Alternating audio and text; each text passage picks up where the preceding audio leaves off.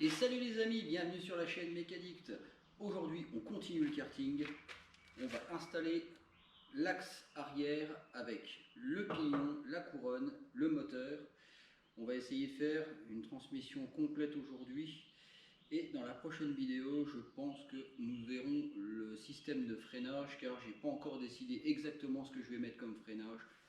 Alors on s'y met tout de suite.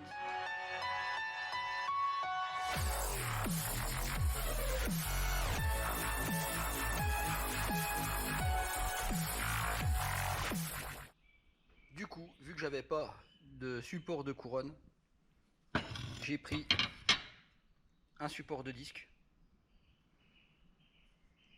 Et après, ce que j'ai fait, c'est que avec un gros coup de bol, c'était pile poil le diamètre que j'avais besoin. Donc du coup, j'ai percé là et là, hors caméra. Ensuite, j'ai fabriqué une plaque adaptatrice pour l'entraxe en fait du moteur, qui se trouve comme ça. Ensuite, on va lui greffer un embrayage centrifuge. Quand on accélère, qu'est-ce qui se passe? Il y a des masses. Il y a des masses ici, avec la force centrifuge, elles s'écartent. Elles viennent appuyer en fait contre la paroi en fait mobile, qui entraîne le pignon par le biais en fait de cet axe. Vu qu'il est claveté, il ne peut pas bouger librement. Enfin, du moins, la partie centrale ne peut pas bouger librement. La partie centrale étant équipée, comme je l'ai précédemment dit, des maslottes. Ensuite, on va aller enfiler l'axe qui est ici. Pour ensuite aller fixer des roues. Comme j'avais dit dans la première vidéo, j'avais dit qu'on allait se servir en fait de ces roues pour justement l'arrière, mais ça va pas être possible. Déjà d'une en fait parce que c'est un diamètre de 20 mm. Et après, le diamètre ici c'est du 25, le diamètre de l'axe. Et j'ai fait quelques essais, bon bah là il ressemble à rien, hein, c'est sûr qu'il ressemble à rien. J'ai fait quelques essais, le moteur fonctionne, la transmission fonctionne, un embrayage. Bon, c'est un vieux machin, mais du coup vu qu'il fonctionne, on va le laisser comme ça pour le moment, et puis le jour où il pète, ben, on refera peut-être un autre projet dessus. Il y a moyen de faire plein de trucs. De toute façon, avec l'imagination, on arrive à faire énormément de choses. Il suffit juste d'avoir quelques outils et de la patience.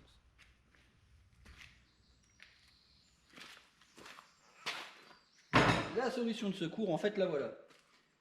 Bon, c'est pas des roues tout terrain, mais pour ce que on peut faire avec, ça peut être sympa. En fait, ce qui se passe, c'est que ce diamètre-là, c'est exactement le même que celui de l'axe. Et du coup, quand on les approche, c'est identique. Il y a en plus un point fort, c'est qu'il y a un point de graissage. Mais le point de graissage là, on va peut-être pas s'en servir, parce que il y aura une fixation qui va se mettre sur l'axe. Donc, ça a été vraiment le coup de peau pour cette solution de secours. Donc on va déjà commencer par assembler le moteur en fait sur ce support. J'ai fait des trous oblongs, et pas houblons, hein, certains. J'en ai déjà entendu qui disaient houblon. Hein. Non, donc c'est du oblong, O-B-L-L-O-N-G. Voilà. Alors, ce qu'on fait, c'est qu'on vient le poser. C'est son poil bestiaux. Ensuite, on va rajouter des vis. Et comme ça, on va pouvoir justement faire varier la tension de la chaîne. C'est vachement important pour éviter d'en prendre une en deuxième poire. Et je vous garantis que ça ne fait pas plaisir. Donc du coup, on va faire le montage comme ça. Ensuite, on y place son axe. Alors pour ceux qui auraient le même système, un petit coup de toile de verre, un petit coup d'huile, des fois ça fait pas de mal, parce que des fois on force et puis c'est pas trop bon. Donc du coup, c'est pas terrible, c'est pas terrible. Donc ensuite, ouais, il va falloir que je surveille quand même un peu. Ensuite, on va placer la couronne. Alors, ouais, je pense que...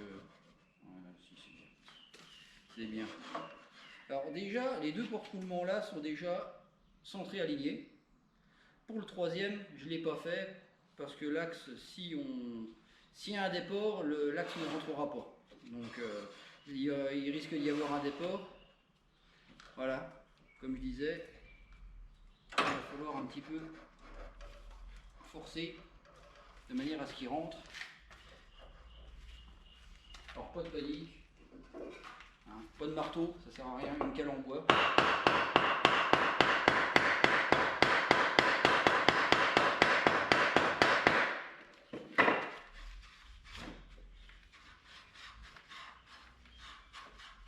Ça peut être que pas trop mal.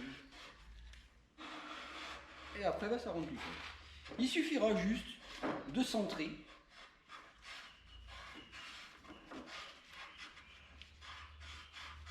Pour être pas trop mal de chaque côté. Là je l'ai légèrement trop enfoncé. Voilà. Ensuite il n'y aura plus qu'à serrer ou claveter.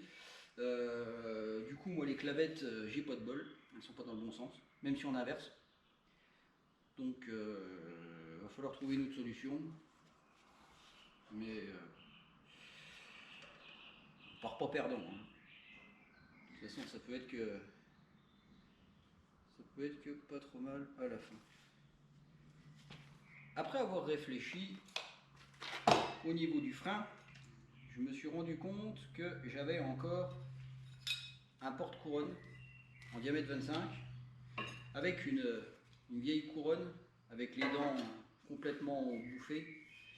Et je me dis que pour le moment, en attendant mieux, on pourrait s'en servir comme moyen de freinage. En fait, il suffirait juste de trouver un étrier de moto ou de 50 à boîte et d'usiner les dents en faisant tourner l'axe et d'usiner les dents avec un outil approprié. Donc je pense que il fera peut-être pas longtemps, mais ça peut le faire sur un court terme. Donc du coup, on va l'installer et je mettrai des vis.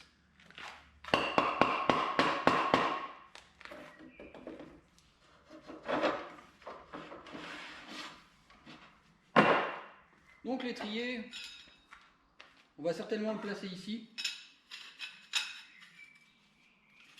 Donc on va faire comme ça. Je vais placer le tout comme ça. Ensuite, on le renquille.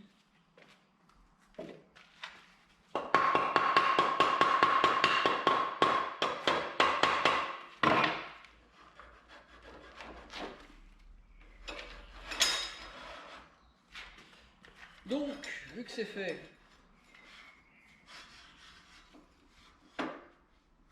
et qu'on a ce qu'il faut, on va centrer de chaque côté.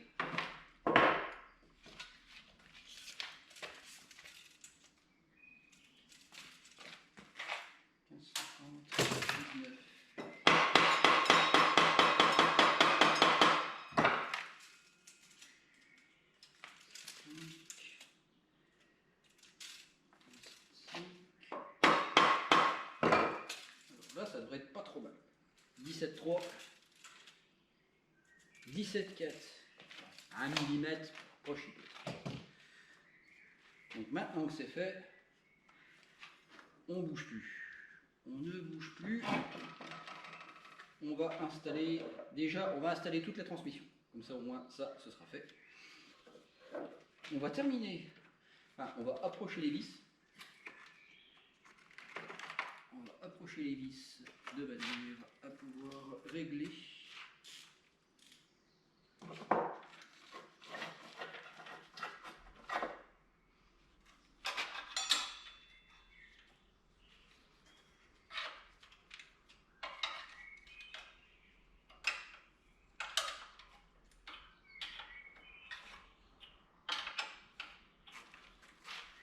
Donc on ne serre pas, on approche.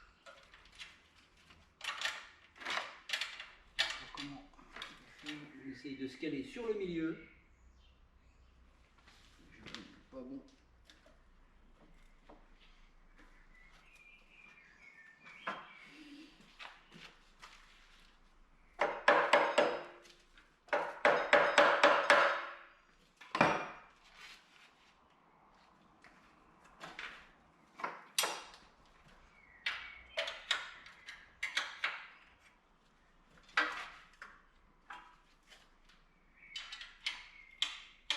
J'ai légèrement accroché. Voilà.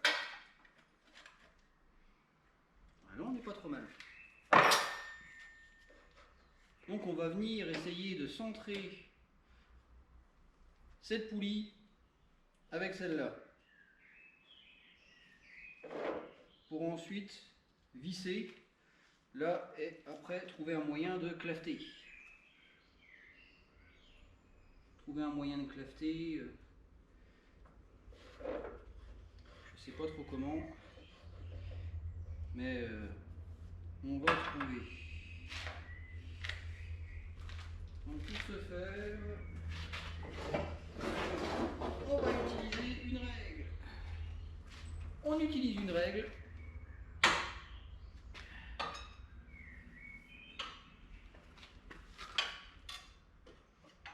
Et on essaye de se placer au mieux.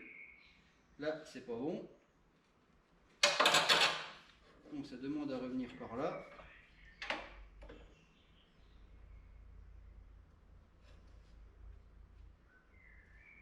Là, on serait bien. Donc on ne bouge plus et on va venir serrer avec une clé BTR.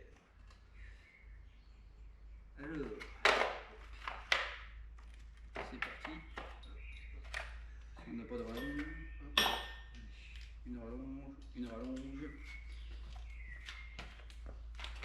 Et on serre. C'est pas le bon embout. Une chance sur deux. Hein.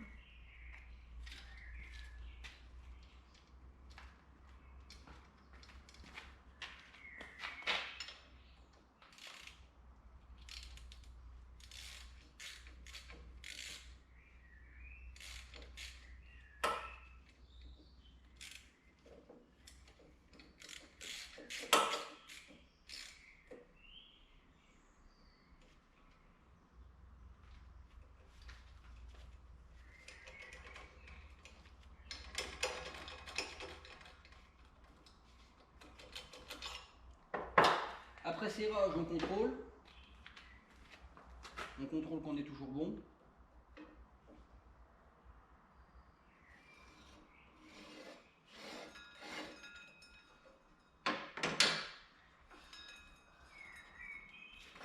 J'ai un peu trop été.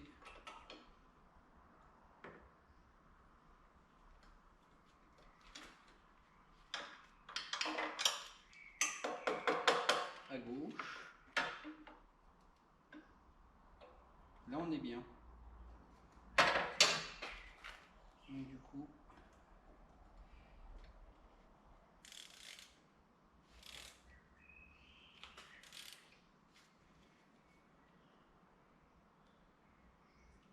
Voilà. Maintenant que le pignon est centré, ici, on pourra quand même continuer à régler sur une plage quand même un peu plus serrée au niveau de la tension de la chaîne. Maintenant ce qu'on va faire c'est que on va installer la chaîne. On va installer la chaîne de manière à voir combien de maillons nous avons à enlever.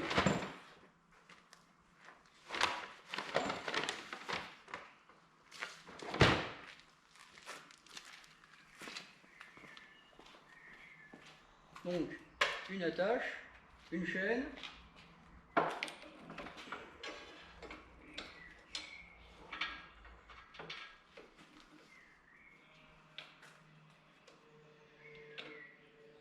Même comme ça peut être fin. Là c'est beaucoup de trop. C'est beaucoup de trop, mais c'est quand même pas mal. À voir si... On va essayer quelque chose. On va essayer quelque chose, parce que là je pense que on a un truc.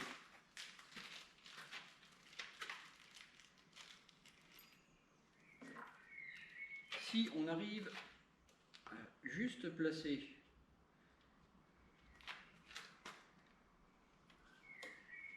là et qu'on tend, vu qu'on est au milieu,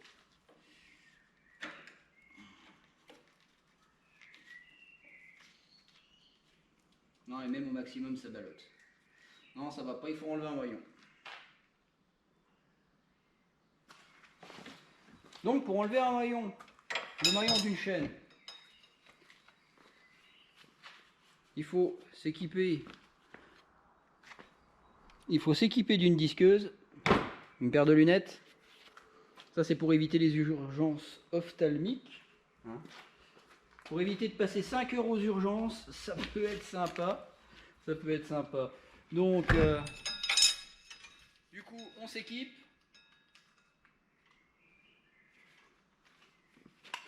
Le but étant de raccourcir la chaîne. Il va falloir... Nous, ce qui nous intéresse, c'est d'avoir le côté là identique à l'autre côté. Donc, c'est-à-dire qu'il va falloir couper ici. Mais on coupe pas n'importe comment. Il va falloir juste aller user en fait le petit morceau là. À défaut d'avoir un dérive-chaîne, on le découpe. On l'usure de manière à pouvoir écarter et enlever. Parce qu'en fait, vu que c'est rifté, ça fait quand même une force. Voilà.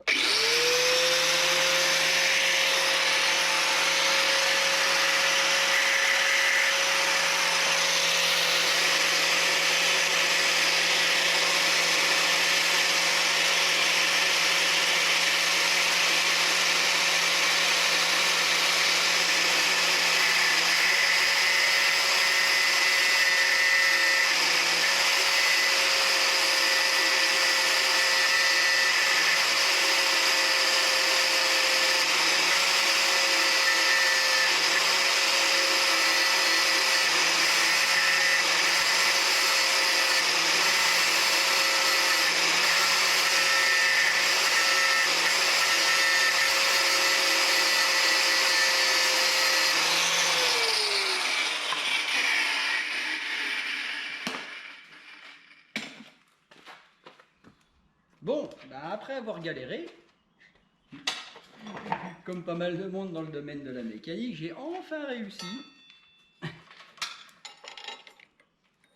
à me débarrasser du bout qui était trop grand. Donc on va pouvoir l'installer. Fixer tout ça.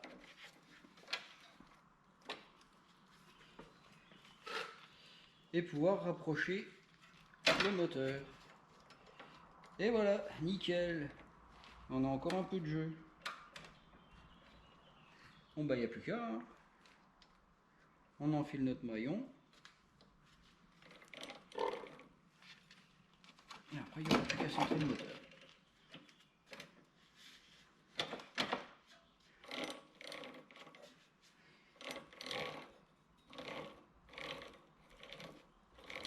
Voilà. Hop. Donc du coup,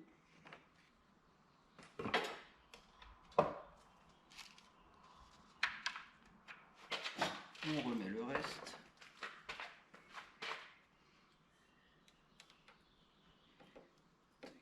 À l'intérieur, ensuite le petit morceau.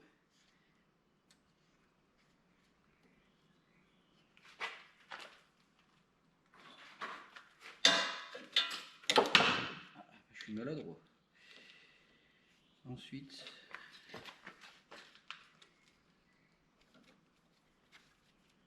on vient verrouiller tout ça.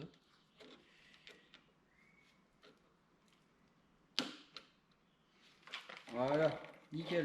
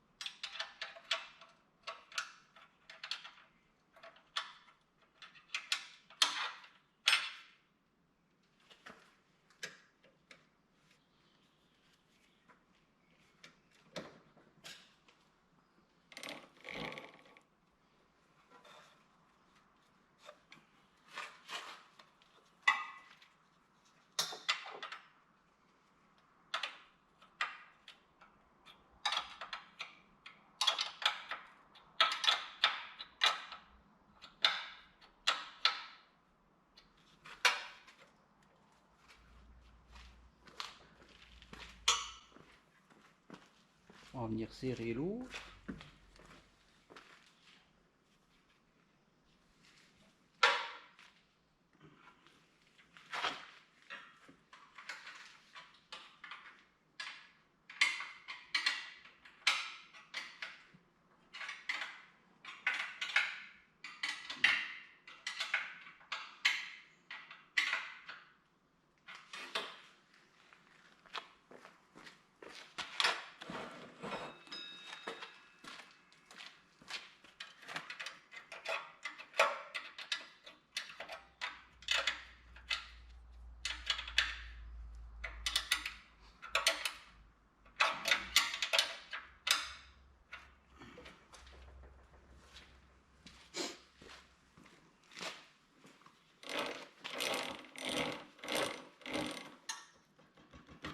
Voilà, pas trop de jeu non plus.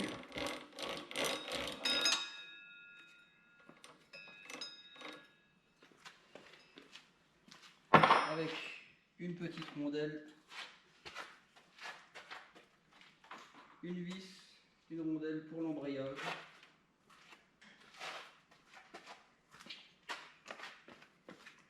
Pour fixer ici. On va regarder déjà si c'est... Donc du coup, après avoir... En fait, la vis, c'était pas le bon pas. Donc il faut réadapter. Donc j'ai coupé une vis de 8 qui était trop longue, enfin de diamètre M8 le filetage, pour ensuite venir justement, vu qu'à l'intérieur c'est creux, en fait je vais combler par un écrou que je vais visser.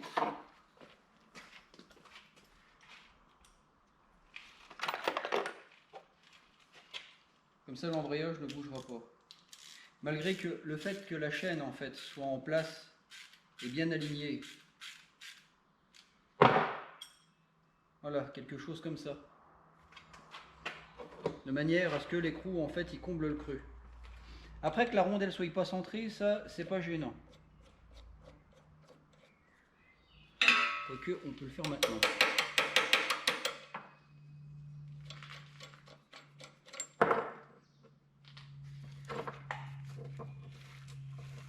Il va falloir que je redesserre un peu.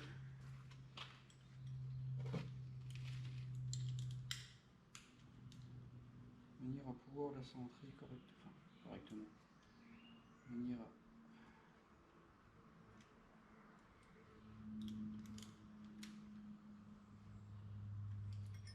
Comme ça.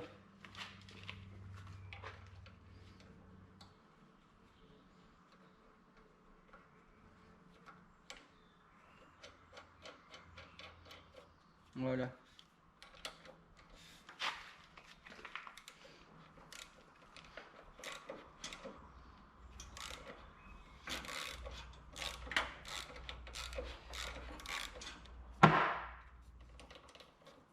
Et normalement, là, c'est tout bon. Donc, vu que là, c'est serré, je termine de visser la dernière vis. Je l'avais pas oublié.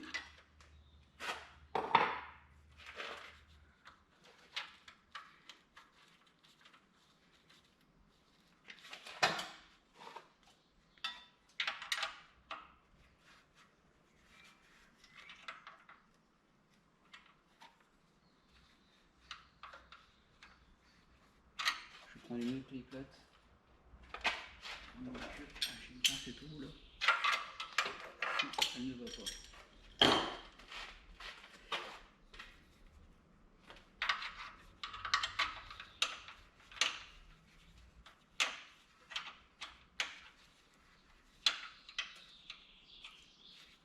Voilà. Ensuite,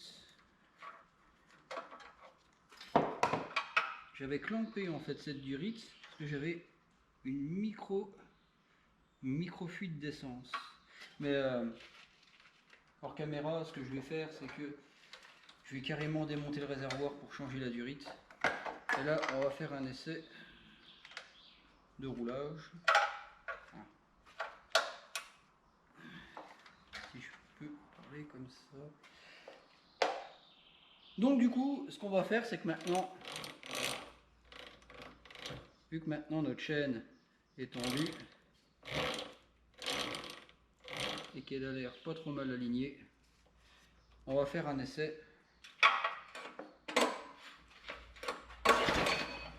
Ça fait mal.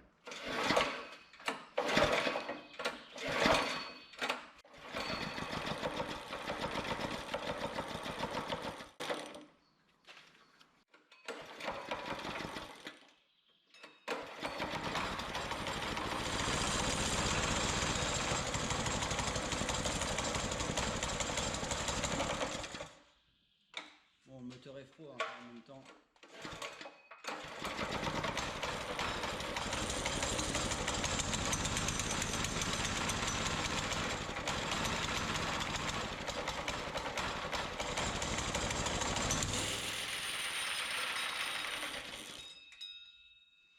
Donc ça a l'air pas trop mal.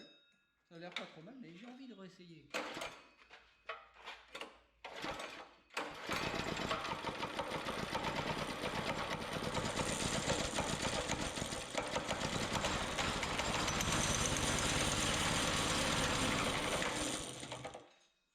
Donc bah, effectivement, il y a quelque chose qui va pas.